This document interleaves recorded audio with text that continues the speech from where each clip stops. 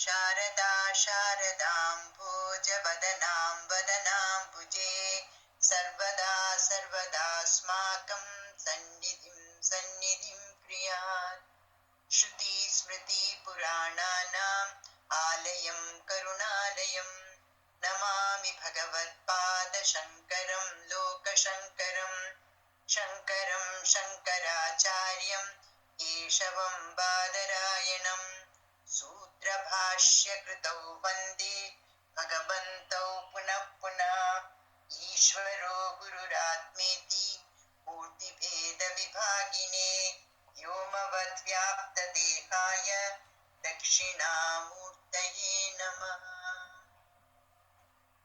In the last session, we had covered up to 250th name of Devi in Lalita Sahasranamam. We are still in the Marichakhya Kala, that is between the 200th and 300th name of Devi. We had stopped at Pancha Brahma Swarupini, and next name that we will take up is Chinmayi. Chinmayi means one who is fully conscious. However, here it refers to the climax of the Kundalini Yoga. It is when one has attained that Sahasrara, Shiva Shaktya Ekatvam, that point, that is where she is called Chinmayi. Paramananda. You know, Brahman is Satyam Jnanam Anantam and Satchit Anandam. When we go from the outside to the inside of ourselves, then we reach a point where I am with my real self, and that is Brahman itself. That is, in the deep sleep, we are at that time one with Brahman.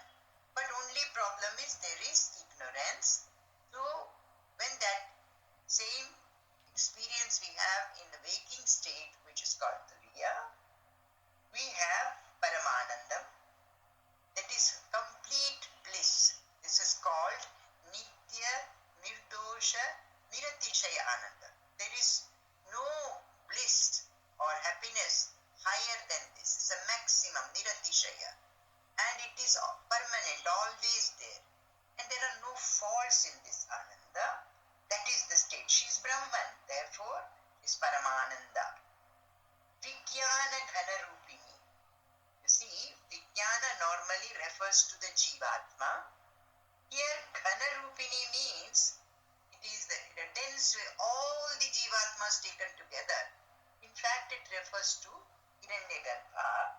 Therefore, she is Vijnana Ghana Rupini. She is not only the Parabrahman and getting Paramananda or in the Paramananda state, she is also Vijnana Ghana Rupini, she is also Hiranyagarbha.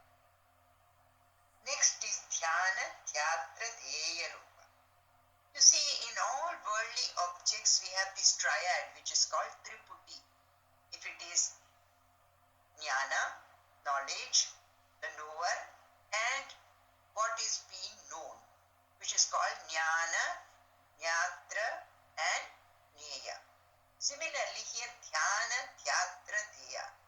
She is Dhyana, that is meditation, and the object on which one is meditating is the Dheya. And Dhyatra is the one who is meditating. Actually, all the three are one. In Brahman, there is no Triputi. Because once you have attained what you want, what you are doing dhyana on, the dhyana and the person who is doing dhyana and the object on which the person is doing meditation, all the three are one. Therefore, she is Dhyana Tyatra Deya Rupa. That is, there is no Triputi. There is no Triputi in Brahman. Dharma Adharma Vivarjita. When one attains self-realization, then punya and papa are no more there. Dharma means is punya and adharma means it is opposite of that. It is doing things which are wrong.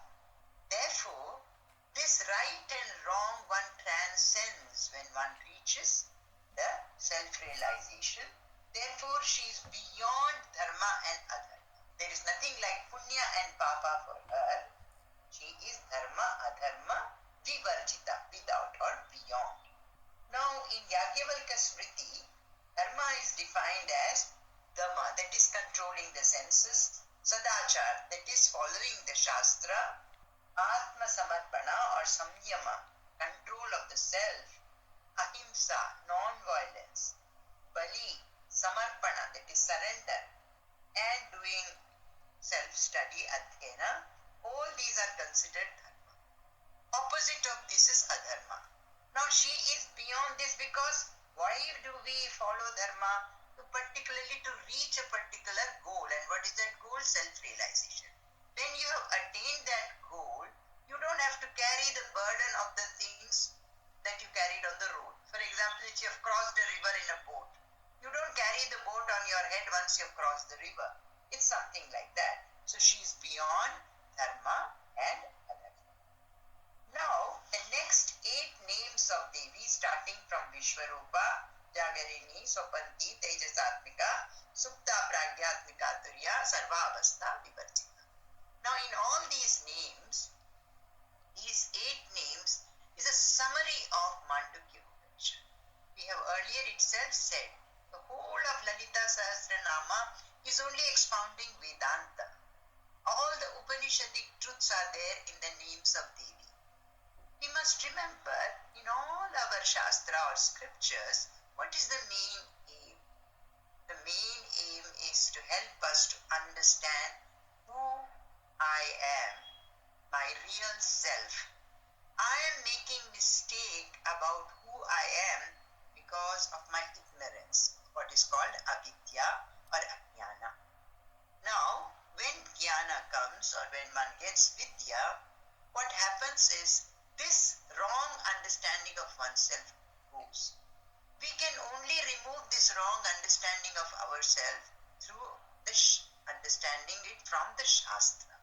Who I am, I have to understand through the Shastra. Whether it is Lalita Sahasranama or the Upanishads, all are trying to help us to understand who I am.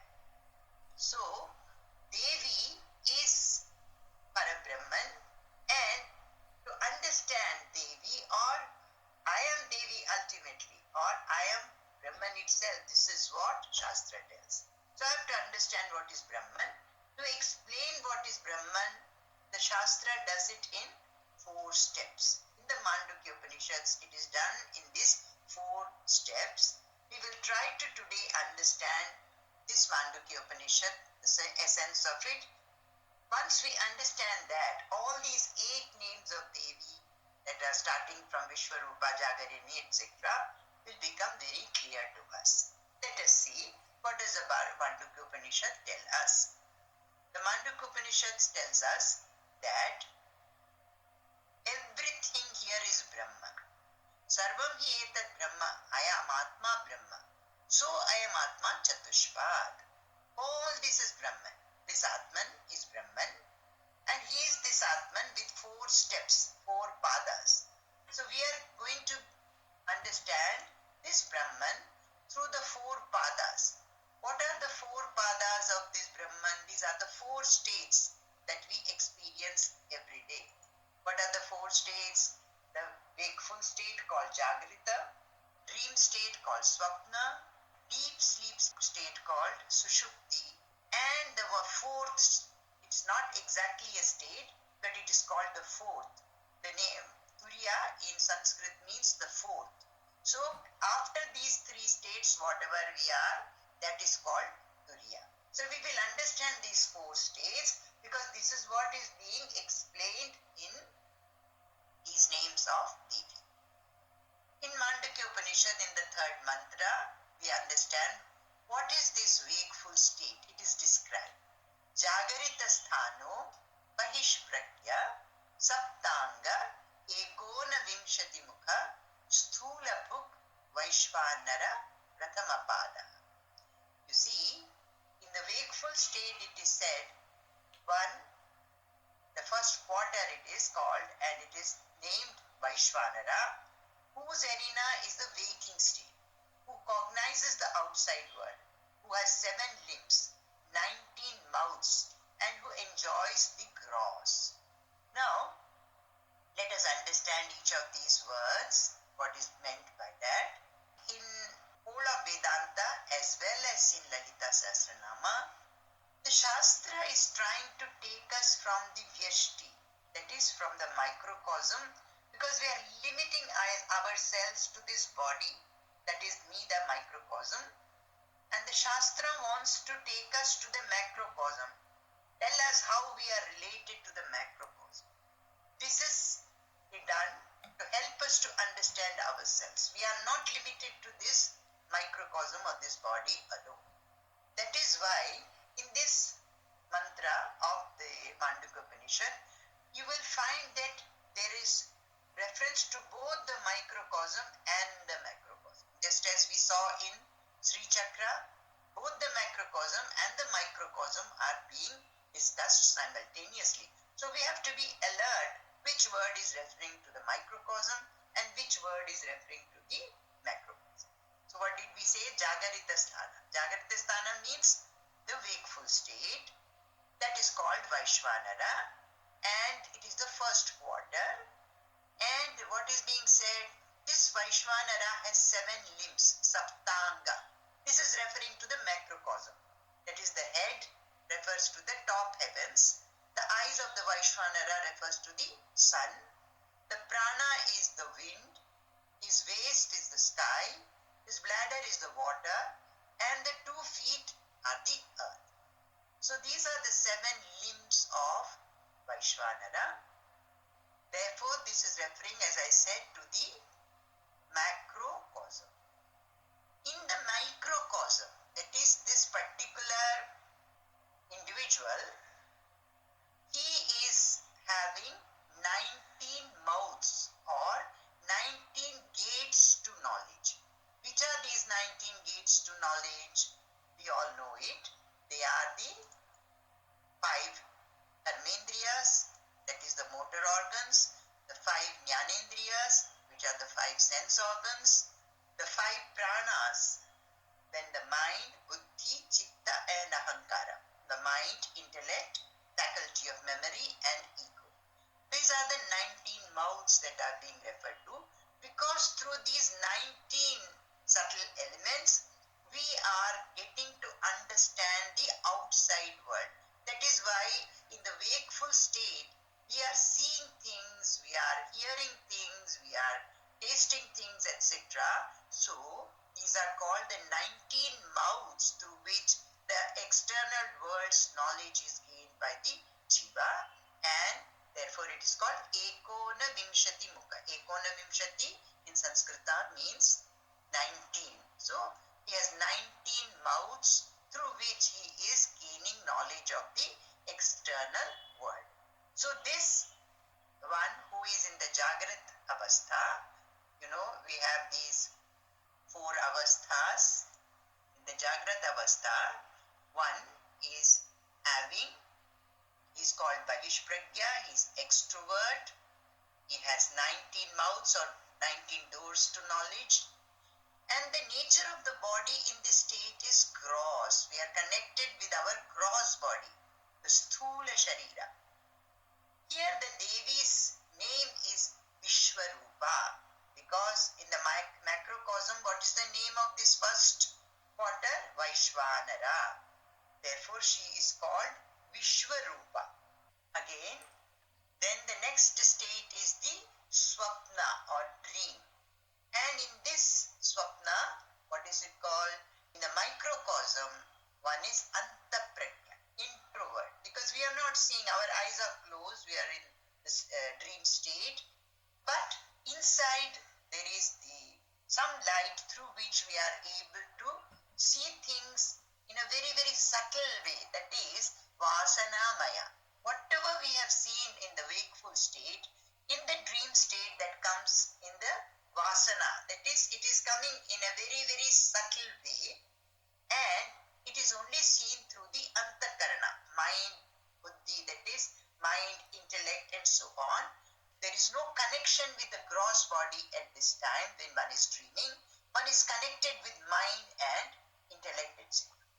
because when one is very tired, one goes to bed, first gradually losing his connection with the Sthula Sharira and is remaining in the Sukshma Sharira, that is the subtle body. In this state, Devi is called Taijasatmika. This, in the macrocosm, is the Hiranyagarbha. So, that is why she is called Taijasatmika, because there is the inner light, Tejas, through which one is seeing everything. So, she is Taijasatmika. In Sushupti, in deep sleep, we call the person Prajna, who is a covert knower, and nothing, no connection with the Sthula Sharira or Sukshma Sharira. One is having ignorance about who one is.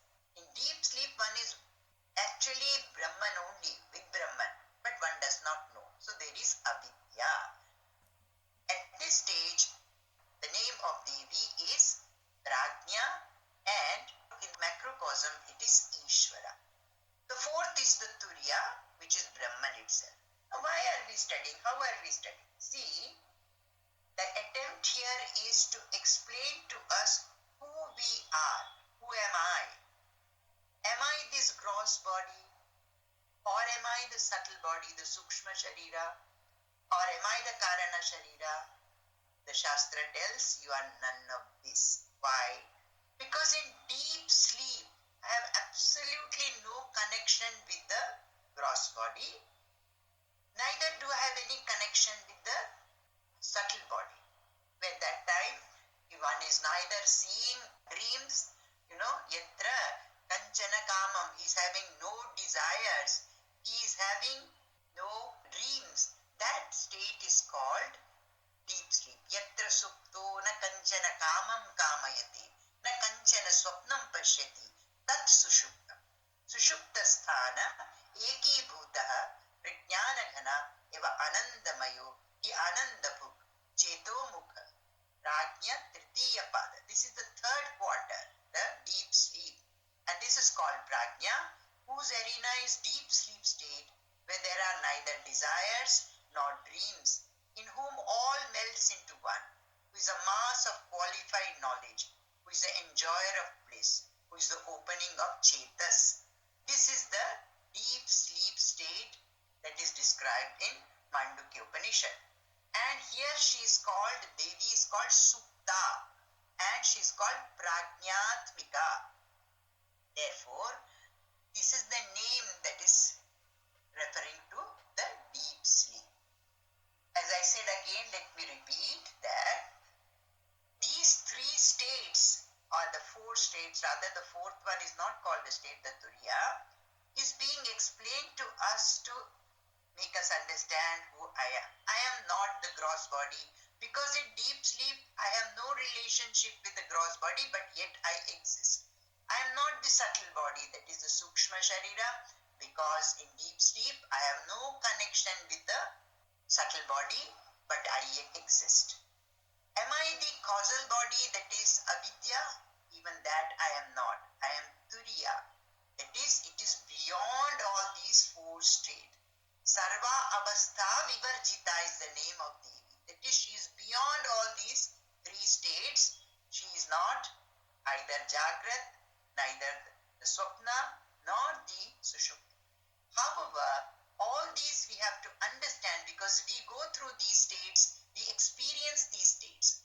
However, our real self we understand, which is not connected with the Jagrat, that is the gross body, neither it is connected with the dream state where the subtle body is there, neither it is the causal body or avidya. I am beyond all this. I am Brahman. That is what Shastra tells.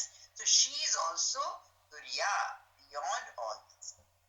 We will discuss these in a little more detail in the next session. Today we will conclude at this point, understanding that in Mandukya Upanishad, so this is a summary of Mandukya Upanishad, these 8 names of Devi, where we understand that in Jagrata Avastha, she is Jagarini, so she is called Vishwarupa. And in the dream state, she is Swapanti Taijasatmika, that is Hiranyagarbha. Supta Pragyatmika. In deep sleep, she is Pragyatmika. And beyond this, Sarva Avastha Vivarjita. Because the real self, Swarupa of Devi, is beyond these three. She is Turiya. And what is Turiya?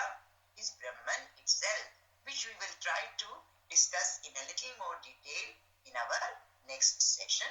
So we will conclude here with a brief understanding of the mantras of Mandukya Upanishad, from which we understand these names of Devi. We will do the prarthana.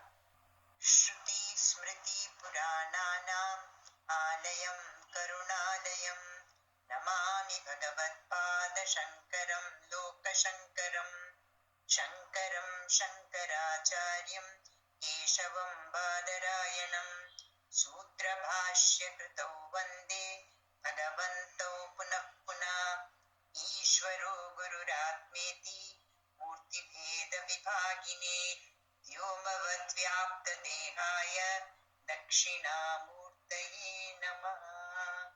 Jai Ma, Jai Ma, Jai